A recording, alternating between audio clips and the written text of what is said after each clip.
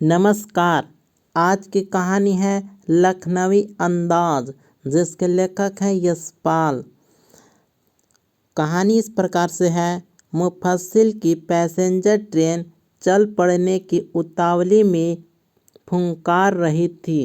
एक passenger train है, वह ऐसे चल पड़ने के लिए अपना सीटी बजा रही थी, फुंकार रही थी।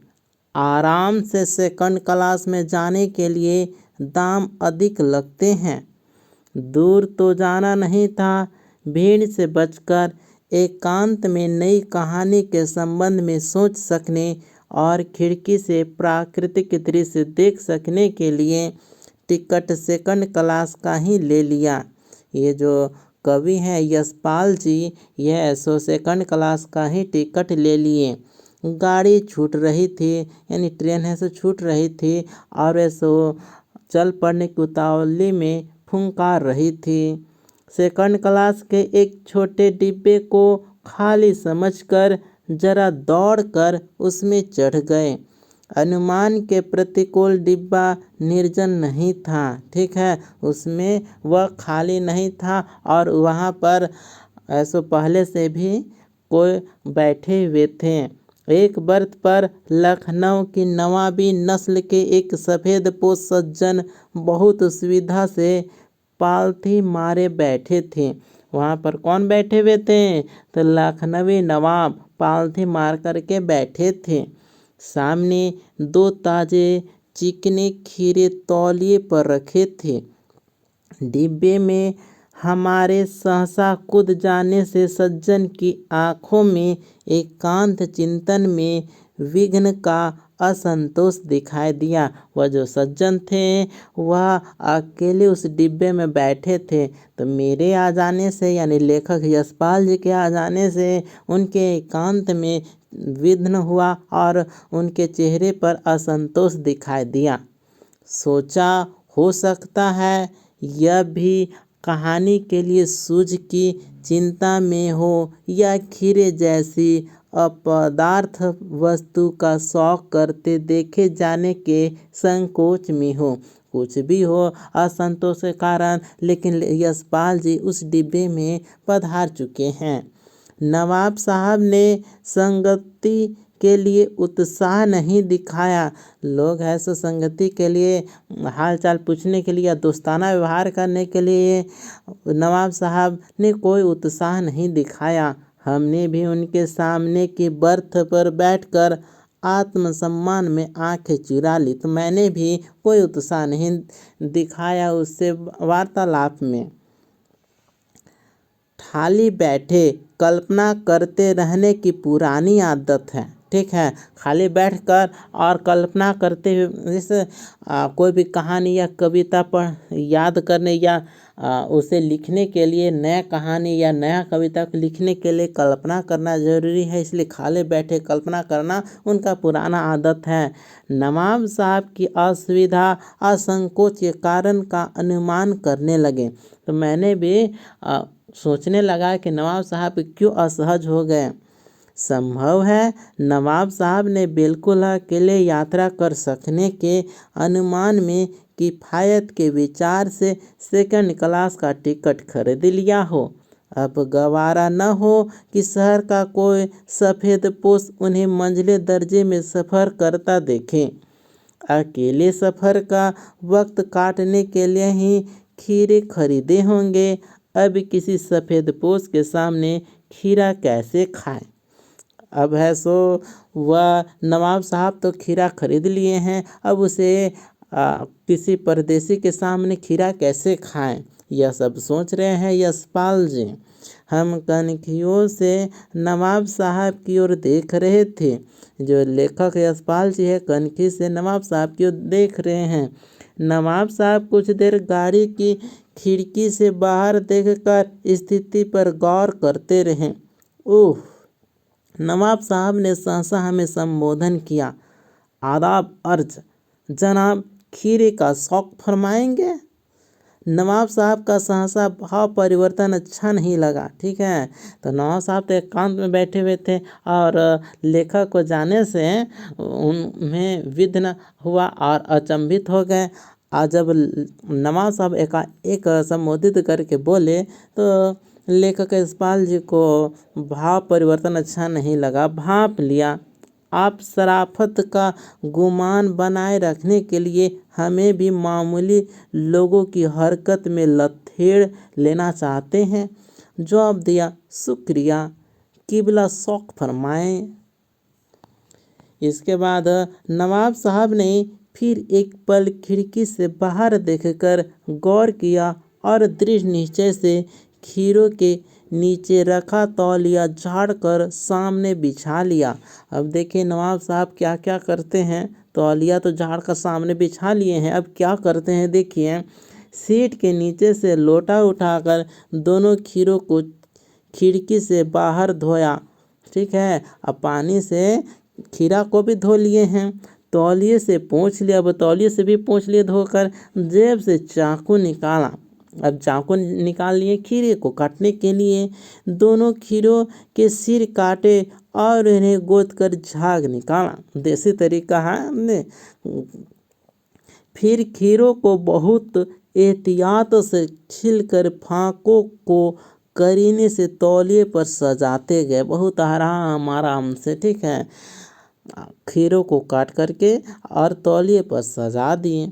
लखनऊ स्टेशन पर खीरा बेचने वाले खीरे के इस्तेमाल का तरीका जानते हैं। खीरा बेचने वाले भी खीरा का इस्तेमाल जानते हैं कि किस प्रकार से इस्तेमाल किया जाता है। ग्राहक के लिए जीरा मिला नमक और पिसी हुई लाल मिर्च की पुड़िया भी हाजिर कर देते हैं। ठीक है, तो ग्राहक के लिए खीरा के साथ साथ क्या देते हैं, जीरा मिला नमक और पिसी हुई लाल मिर्च की पुड़िया भी दे देते हैं। नवाब साहब ने बहुत करीनी से खीरे की फाँकों पर जीरा मिला नमक और लाल मिर्च की सुर्खी बुरक दी। ठीक है, उनके प्रत्येक भाव भंगिमा और जबड़ों के स्फुरन से स्पष्ट था कि उस प्रक्रिया में उनका मुख खीरे के रसास्वादन की कल्पना से प्लावित हो रहा था। हम कनखियों से देखकर सोच रहे थे, हम भी यानी लेखक यशपाल जी कनखी से देख करके सोच रहे हैं मियाँ रईस बनते हैं, लेकिन लोगों के नज़रों से बच सकने के ख्याल में अपनी असलियत पर उतर आए हैं। नवाब साहब ने फिर एक बार हमारी ओर देख लिया। वल्लाह, शौक कीजिए, लखनऊ का बालम खीरा है। अब नवाब साहब लेखक की ओर देख करके बोल रहे हैं खाने के लिए। नमक मिर्च छिड़क दिए जाने से ताज़े खीरे की पनियाती फाँक देखकर पानी मुंह में जरूर आ रहा था, लेकिन इनकार कर चुकी थी। आत्मसम्मान निभाना ही उचित समझा, उत्तर दिया, शुक्रिया, इस वक्त तलब महसूस नहीं हो रही है। मैदा भी जरा कमज़ोर है, कबला शौक फरमाइए। नवाब साहब ने संतृप्त आँखों से नमक मिर्च के संयोग से चमकती खीरे की फाँकों की ओर देखा। खिड़की के बाहर देखकर दीर्घ निश्वास लिया। खीरे की एक फाँक उठाकर होठों तक ले गए। फाँक को सूंघा, स्वाद के आनंद में पलकें मूंद गई। मुंह में भर आए पानी का घूंट गले से उतर गया।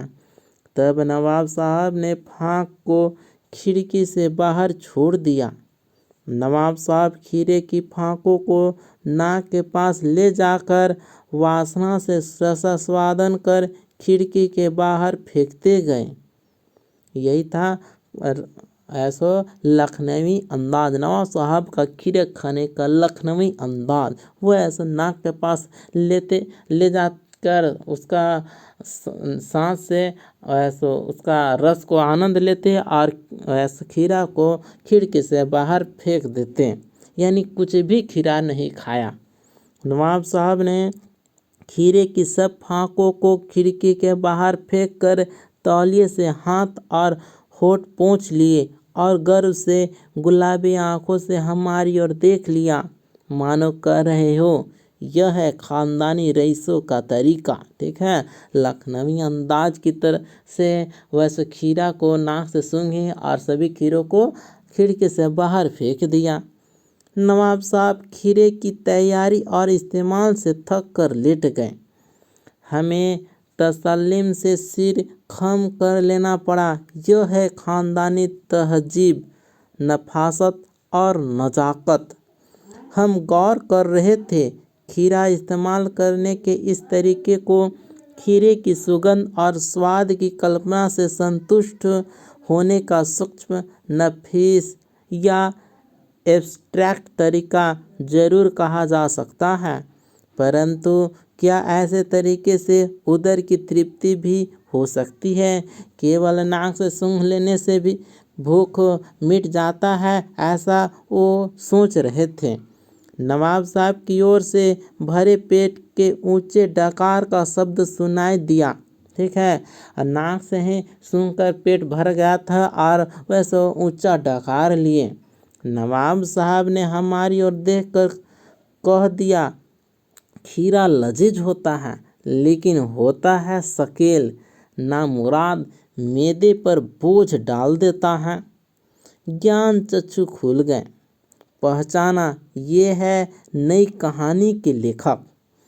अब ऐसा लेखक यशपाल जी कहानी को ढूंढ रहा था ना, अब ऐसा इनको कहानी का लेखक मिल गया। ज्ञान चक्षु उनका खुल गया। आप सोचे कि यही कहानी का एक टॉपिक होना चाहिए। खीरे की सुगंध और स्वाद की कल्पना से पेट भर जाने का डकार आ सकता है, तो बिना विचार, घटना और पात्रों के लेखक की इच्छा मात्र से नई कहानी क्यों नहीं बन सकती।